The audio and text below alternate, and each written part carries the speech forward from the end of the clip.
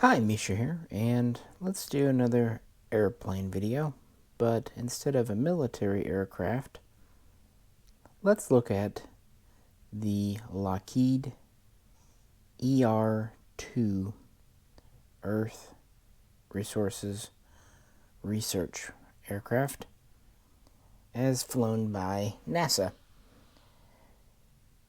So, civilian organization. This is a relatively new tooling that Hobbymaster came out with last year. This is the 5th one they've done, and it's pretty great to see a U2 and 172 scale diecast.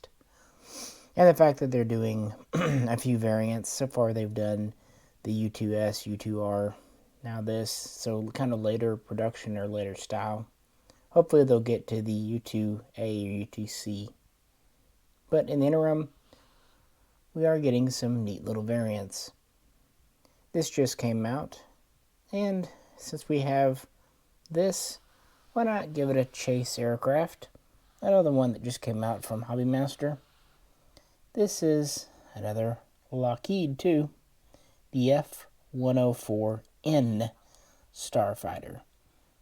This was a version specifically made for NASA, and it was primarily used as a chase plane, but it too was used for research, testing, and training.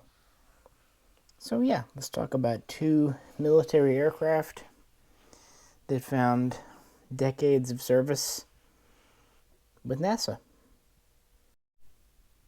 And here we have it on the spinny thingy. Now this was the kind of ultimate version for NASA, the ER-2. They would fly 2 of these, temporarily 3 actually, and they would fly them, well, to present day. But it kind of started off as a hoax or a cover-up. By the way, Hobbymaster really did a nice job with this. The wings are all metal. Of course, it's quite wide. The tail's all metal.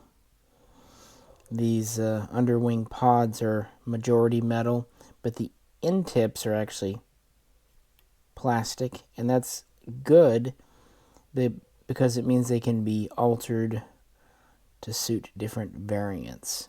In fact, the first one I showed you, the first Hobbymaster U2, came with a couple of different caps you could put on to give it a different profile. Notice this one has the probe on the tip here. It also has a few extra antennae here and there for its roll. And as with most Hobbymaster, we have gear up or down. And we even have the correct pilot in a pressure suit,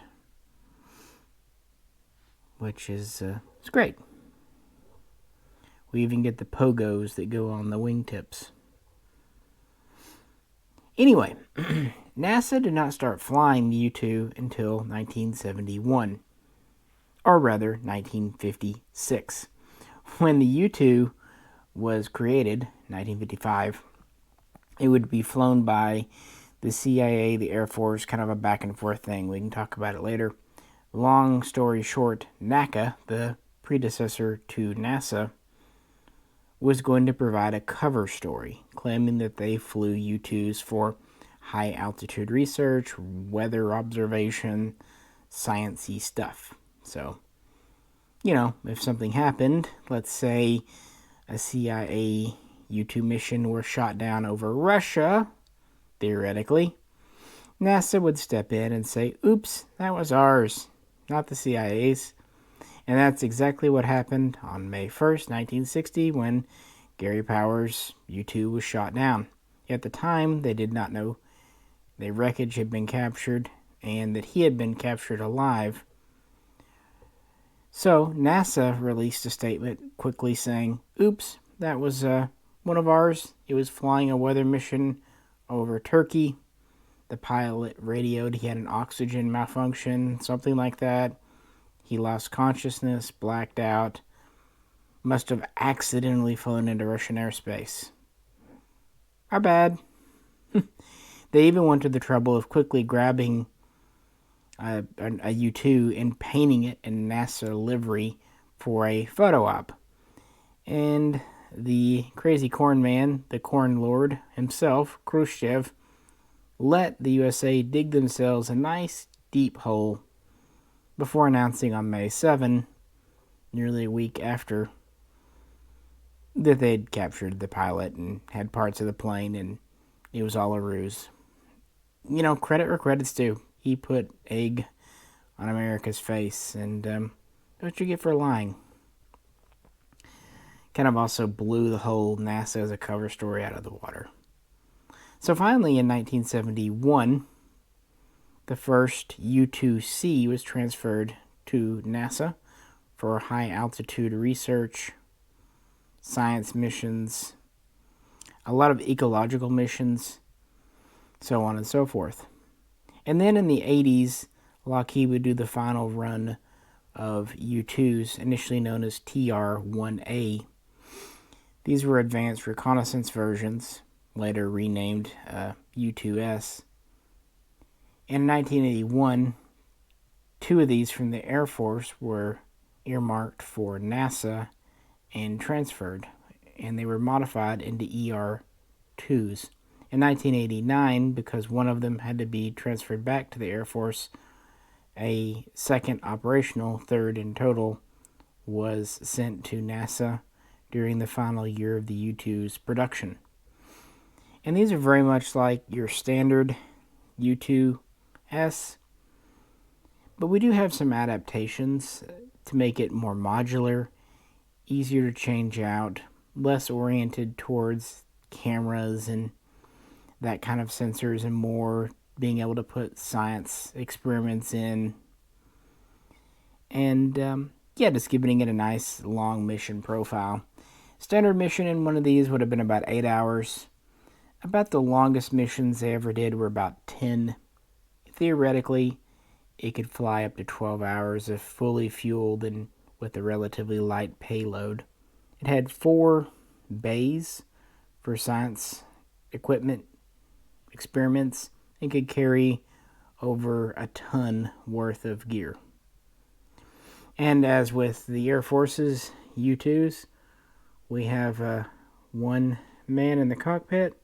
It is extremely cramped, made even worse by the fact that he's wearing a bulky pressure suit.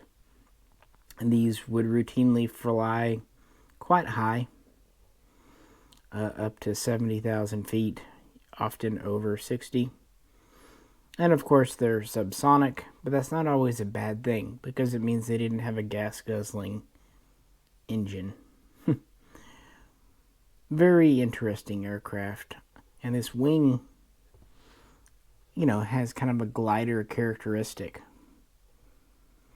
And of course the military versions were not armed either. The NASA version obviously wouldn't be. And these were used for a lot of high-profile environmental things. For example, it was an ER-2 that at least detected or confirmed the hole in the ozone layer that was such a big deal in the late 80s. Remember that very clearly. They've also set some records. They helped with various space launches. They also helped with data for satellites and kind of calibrating things. They've done a lot of weather research. They've flown several missions to report on, analyze, and whatnot hurricanes. And they've helped support various relief missions and humanitarian missions where they could. The U-2 is just a trusty old bird.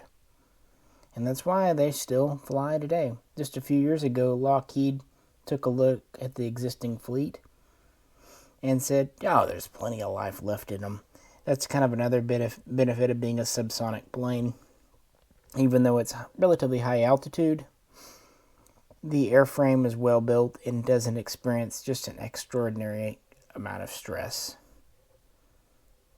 Also, according to flat earthers, NASA uses its ER-2s to hoax, to fabricate, to falsify the existence of the International Space Station. So that's right, guys. It's not a space station in low Earth orbit. It's a U-2 floating in the dome.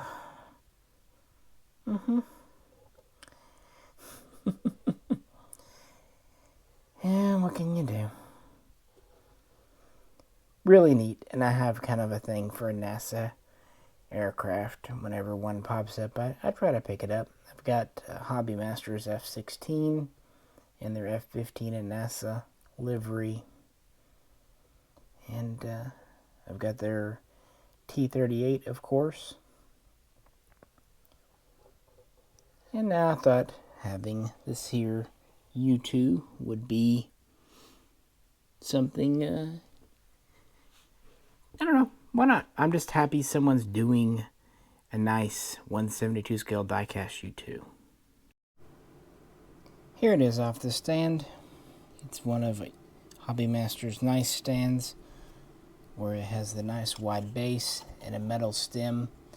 And that might look shallow, but trust me, I just spent a couple of minutes getting it off the stand. It fits very securely in this slot in the bottom, which is good because of this wide wingspan. This is something that's probably going to get knocked on a shelf, the edges of the wings, but it's not coming off the stand. Now, I'm sure with a little time it'll get a little looser, but since it's brand new and this white paint's relatively thick. Now, if you don't want to put it on the stand, there is a plug, so don't worry, you don't have to have a ugly hole in the middle of your plane. There's also an antenna back here where you have two different pieces you can plug in.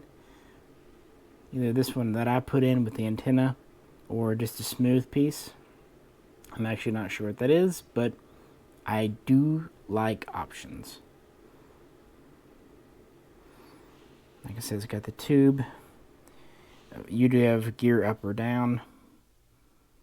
The U-2 has kind of an interesting Centerline gear system, but then it has these little pogos that are quick detach that go on the wingtips. And it does come with them if you wish to display it in a landed position. It's very, very large and pretty weighty, but it's a svelte aircraft. Again, we have our cockpit here. We have the little rear view mirror here. Because this is in plexiglass, this is not so much glued on as it kind of clips to this front windshield. So if you take your cockpit off to put a pilot in, this could slip off. Don't worry, it just slips right back on. It's done it to me once or twice. The very nose is plastic. But, yeah, pretty much everything else on here, including the stem and the stand, and the plate on the stand, is metal. I think it's a quite impressive aircraft. Well over a foot long wingspan. Pretty neat. Like I said, this just came out, but we did get a couple of other NASA planes at the end of 2021, so let's take a minute to look at one of those. With a name like Starfighter, it only is fitting that this would go into NACA, later NASA service. And again, it was another Lockheed product. This was the first American fighter to exceed Mach 2. It was really something else for its day and time, although the U.S. Air Force wasn't especially fond of it. The first one, which was an F-104A, which was U.S. Air Force surplus, was transferred to NACA in 1956. The next one was an F-104B, a two-seater, transferred in 58. And then, between August and October of 1963, NASA would receive 3 F-104Ns, which is what we have here. This version was based on the F-104G single-seater, but it was made specifically for NASA. In fact, these are the only starfighters built for them, as opposed to being surplus or contract leftovers, whatever. The F-104N was very similar to the F-104G, except it was lightened for better performance and more flexibility. It was just generally built for research, and of course it was unarmed, so it didn't have the gun, it didn't have the wiring for missiles or bombs, it didn't have the radar designed for missiles and bombs. You know, it was built as a research and testing aircraft from the get-go. They would also end up with some F-104Gs, specifically the TF-104G, the two-seat version, and Hobbymaster also released a NASA variant of one of those. But I decided to go with the F-104N because it was custom built for them. I don't know, why not? Those were all kind of made for them. And these would fly a lot of missions for NASA. In the beginning, they were used to help train pilots for the upcoming X-15. They were used to train for reaction control systems that were installed for piloting spacecraft. They were used in the 70s to test the tiles that would be used on the space shuttle. They actually had a Centerline pod installed with the tiles on them to test for heat, stress, all that stuff, to make sure the space shuttle wouldn't, burn up on re-entry. But primarily, they were used as chase planes and photo planes and what have you. And sometimes the two-seaters could be used for training as well, but typically the T-38 was NASA's two-seat trainer of choice because the F-104 was a hot rod, very high-performance aircraft, but it was also a little twitchy, little something else. And here we are off the stand. This is a nice little stand. It's just plastic, but since this is relatively light, it doesn't need to be metal. It does have 2 pegs, and the aircraft does fit on it very well. All of Hobbymaster starfighters fit their stands quite well. And of course you have gear up or down, which for the starfighter is a bit interesting because the rear gear here, there are a total of 4 doors plus a center line, so it's 5 pieces to plug these in. The front's at least 1, thank goodness. And this does come with the wing tanks,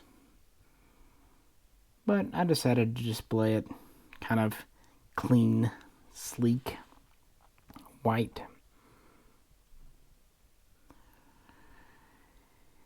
And we of course have canopy open or closed with our pilot in or out.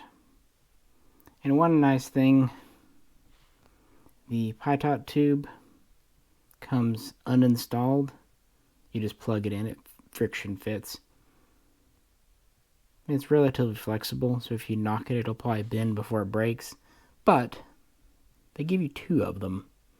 That should be a rule for all these. 2 tubes, 2 any kind of things that may break.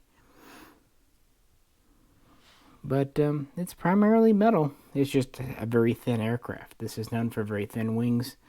Our wings are metal, body's metal. The nose is primarily metal till you get to the very tip.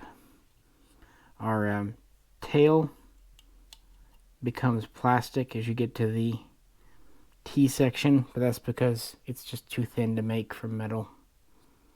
It'd be basically tin foil. And of course the engine exhaust is plastic. And the intakes themselves, the cones, are plastic. But considering its size, it does have a good little heft to it. And I do have some of the older Witty Wings and whatnot starfighters, and while they're not bad, the Hobbymaster version's just, it's just better done. More detail, more fine lines. So these flew for NASA for decades. In fact, this one here is from 1979. And the final flight of a NASA starfighter would occur in February of 1994, meaning they flew for just shy of 4 decades. How many did NASA have? Most sources say 11 were in NASA service, but a few say 12, so take your pick. But yeah, not an insignificant number. Again, they had 104As, 104Bs, 104Gs, and of course, the 104N here. And while it was a very common aircraft, unfortunately, it's kind of known for one tragic incident back in 1966. This is the neat part about scale aircraft. Put them side by side and really examine. On June 8, 1966, during a publicity stunt for General Electric, they wanted to show off aircraft flying with their engines. So one of the XB-70 Valkyrie prototype test aircraft was flown, and an F-104N was its chase plane. I think it was serial number 013, so the third one delivered. It was a nice day, but unfortunately, because of the vortex generators on the XB-70's wings, when the 104N got close, and because it had such stubby little wings and the way it was done, it basically got caught up in the vortex, immediately flipped over and disintegrated. It impacted the plane, the XB-70, which also lost a large piece and would crash a very short time later. Of the 3 men there, 2 in the 70 and the 1 in the 104, 2 would die. The pilot of the XB-70, his co-pilot would eject barely in time, but the pilot for the F-104N never had a chance, and his name was Joseph Walker. He was NASA's chief test pilot, and to his credit, he objected to this display, this mission as it were, because it wasn't in service of NASA, it wasn't science, it wasn't research, it was PR, plain and simple. And safety protocol were not followed as they should have been, and they just kind of got ahead of themselves. On a lighter note, for those people that were following my Starship videos, this one over here, USS Shinzo, is a Walker-class Starfleet starship named after Joe Walker himself. So it's kind of a nice tribute, I thought anyway. And that's kind of what connects me. I grew up as a little kid loving astronauts and NASA, and that bled over into science fiction. So in my mind, all of this stuff is kind of connected, if that makes sense. Or maybe it doesn't. But either way, not all my aircraft are military. I think having research and science planes is just as cool and interesting. And props to Hobbymaster for continuing to do NASA-themed planes. And hey, you might try out my fictional videos too. You might find them more fun than you imagine. Or not. They might bore you to tears. I don't know. Anyway, I appreciate you tuning in, hanging out with me. If you could, please do like, share, and subscribe. All that good stuff. This is Misha. Catch you very soon. Next time.